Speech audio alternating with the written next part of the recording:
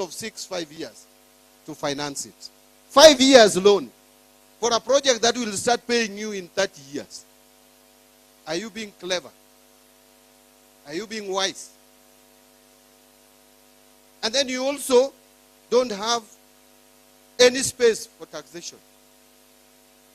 Yet, economy must grow. Our youth, Kenya has one of the fastest growing population in the world. And we are educating our youth, and they are very intelligent and sharp. And they are coming out of school, out of colleges with no jobs. Our economy growing at 4%, 5% cannot create enough jobs. We must make this economy grow at 7%, 7.5% and above. That you can only do, you cannot do that by being complacent and comfortable with the way things are. We must invest more in infrastructure in this country to expand the economy of the country without A, taxing people, 2, taking expensive loans that would be impossible to pay. So where do you run? You have assets here. You have Safaricom making profit, yes. But out of it, you can raise 240 billion shillings at one go by selling only 15% of it. You have 35%. You can still retain 20%. And by the way, it is not just this government which is selling or offloading shares. It's actually not even sale. It's offloading shares. It's only Uhuru Kenyatta who did not offload shares in Safaricom. Moi did 40%. Kibaki did 25%. We are only doing 15%. Why this noise about 15%? Why didn't you make noise when Kibaki was releasing 25%? Or is it because of ethnicity? What is the justification? 240 billion. How much dividend are we getting out of 15 billion today? Out of 15 billion today, we would be getting about 6 billion shillings. Divide 240 by 6. 40 years. It will take us 40 years to get, if we retain the 15% and get dividends. That dividend, if we get the 240, that 240, we will take 40 years. So you want to refuse money today because you want to earn the same money for 40 years. Will you be alive? You have not even factored the time value of money, because 240 billion today is not 240 over the years up to 40 years. So long as where you put that money makes sense. And that is why we are saying that, yes, we have some infrastructure projects which can be commercially viable. Roads we can toll, dams which we can use for irrigation, commercial irrigation. We have energy in this country. The reason why we have blackouts all over the place is because Kenya is generating only 3,000 megawatts per year. But our economy should generate no less than 10,000 megawatts. Where are we going to get money to generate more power? Mutaua Wandai bure, ati Wandai anafanya kuna blackout, anatoa power wapi? He cannot manufacture power in Ugunja.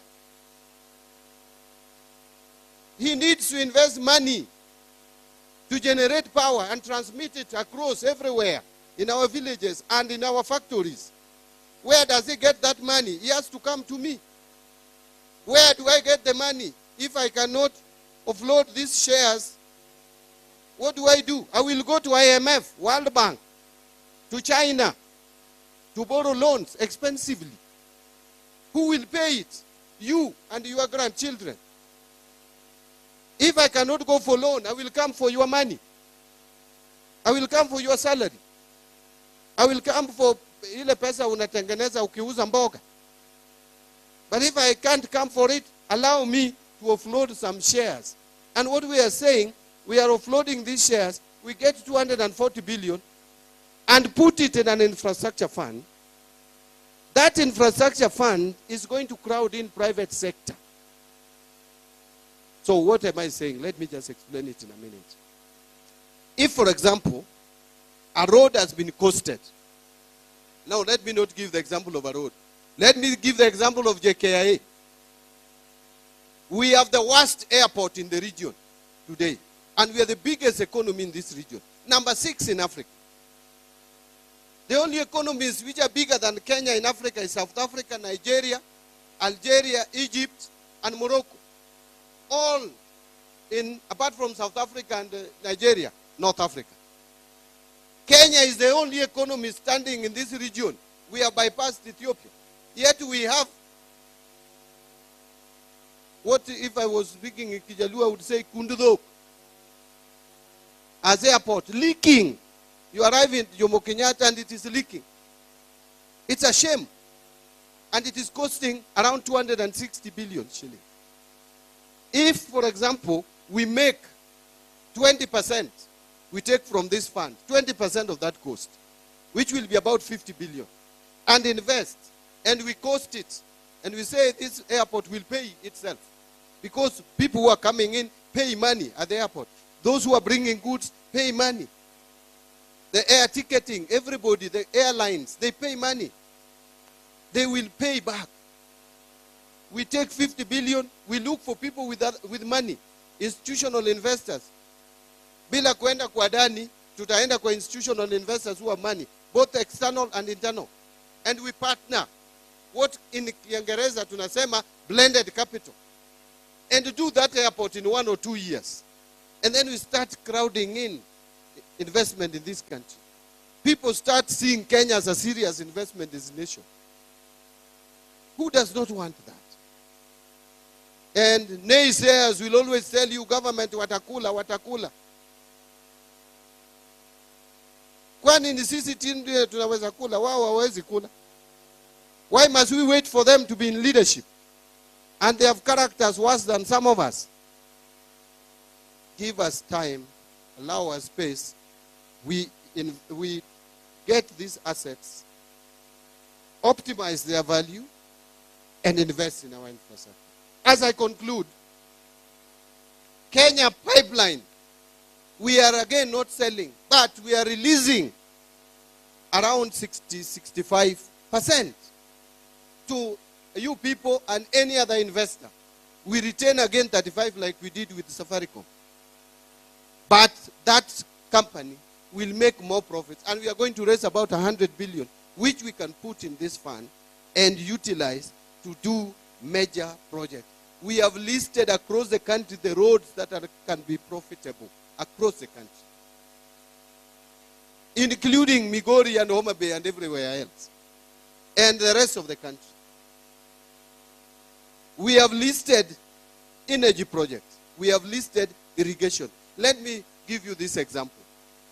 Today, Kenya, for food security, out of analysis and assessment, Kenya requires about 10 million to 15 million more bags of maize every year. Beyond the rain-fed agriculture. Now sample this. Galana Kulalu, which we are now harvesting out of the 1,500 acres, 1,500 acres. Galana Kulalu, if we do the dam, we will irrigate 200,000 acres. And that dam costs 40 billion, 30 to 40 billion. And we can irrigate 200,000 acres. Each acre produces between 30 and 35 bags per one harvest. And you do 2 harvests in a year. That is between 60 and 70. Even if you take the lower, that is 60. And you multiply by 200,000 acres, that is 12 million bags. You have already sorted the food situation in the country.